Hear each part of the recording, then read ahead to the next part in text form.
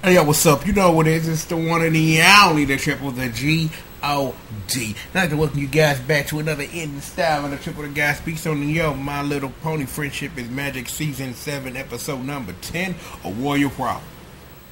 This is a one and done. This is a quickie right here because it's this simple. This simple. Sometimes we have to walk a mile in another's shoes just to understand how hard they have it. That's just a thing. It's like, I think about this all the time. It's like, you have to look outside yourself. Because you walk by people and it look one way, but when they alone or when they not around you and they put on different fronts and things like that, everybody got issues and problems. Including pony princesses. Or one pony queen technically, but you know, queens don't sell toys, blah, blah.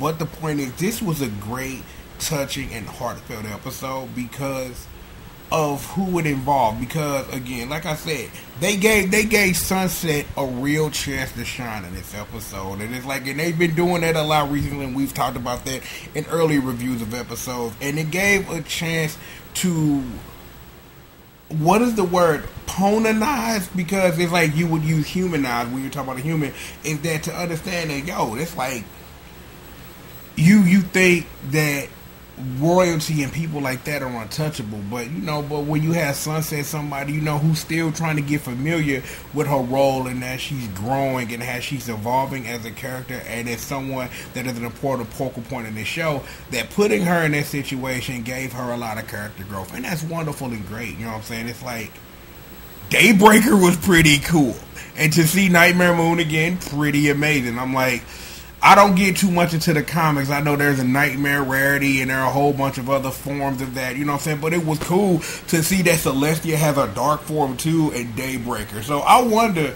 is that the last time we've seen Daybreaker? I wonder. I'm like, I have a feeling that it's not, and I'm like, and if they looking for an amazing villain, I'm like, yo, Daybreaker could be business.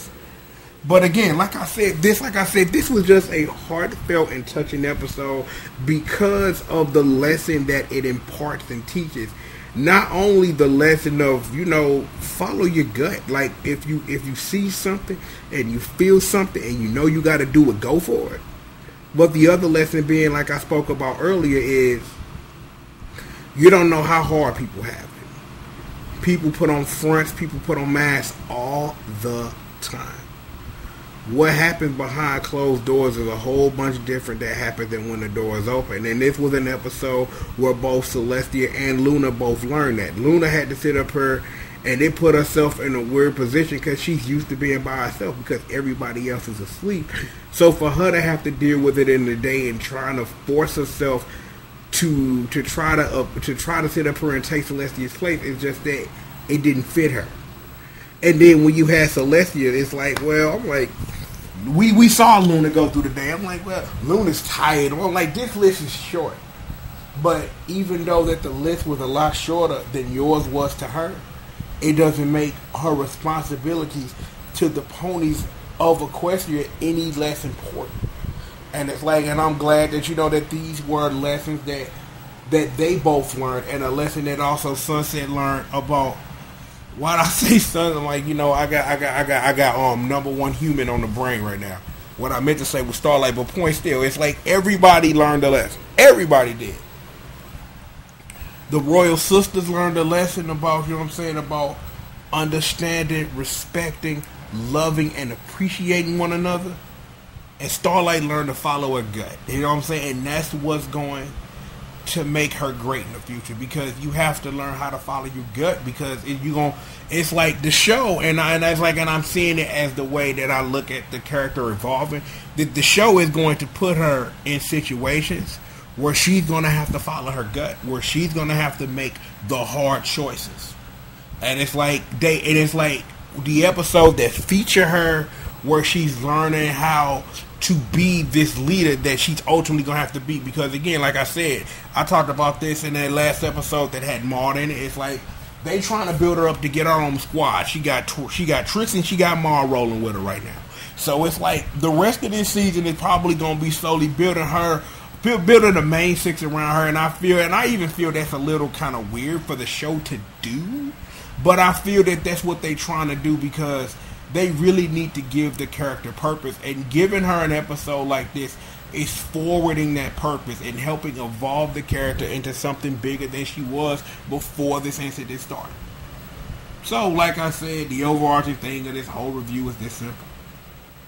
Learn to appreciate those you care about. Learn to understand that those you don't know, that they got problems too.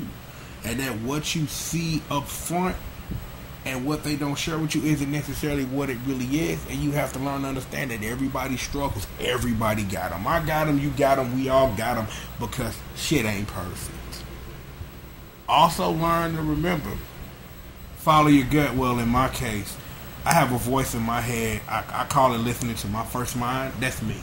It's like I have a first mind, like where it's like sometimes I hear the voice in my head, don't do that. And the times I didn't follow my first mind, I paid the price. So I'm always in tune with my heart and my head because they got me. And sometimes you have to learn to listen to what's leading you. And it's like I'm willing to, like in this review, that I have a voice that leads me, and I'm always in tune with it, always one for one with it, to know that, understand that it connects, that this place between my heart and my head that gives me a voice that helps me to follow my true north. So that's just what this is for me. So I'm like I said, this was a great episode. It was a touching episode for me because I understand what that struggle is like. That, to be one person, one thing, but have your struggles on the back and not let other people know. But sometimes when you let people know and let them understand and let them empathize and sympathize with you, it makes everybody better. Well, that's that, y'all. You know what I'm saying? This one really gonna be one of them long ones. Just a nice little quick one, man. A great episode as usual. So I think that wraps up my day. I reviewed multiple things. I'm like, we got E3 all this week, plenty of trailers. I'm like, I got the cool I'm working on, got some other shit that I'm trying to get together. So just kick it with your boy, man. I got the squad, man. When they want to get on the mic, though, I got the mic open for them to do whatever it is they need to do. So stay tuned. With that being said, I'm going to go ahead and I'm going to get up out of here. You know who it is. It's the one and the only, the triple, the G.O.D. And I'd like to thank you for joining me for another installment of Triple the Guy Speaks On. And with that, I'll house you guys next time, man. Peace out.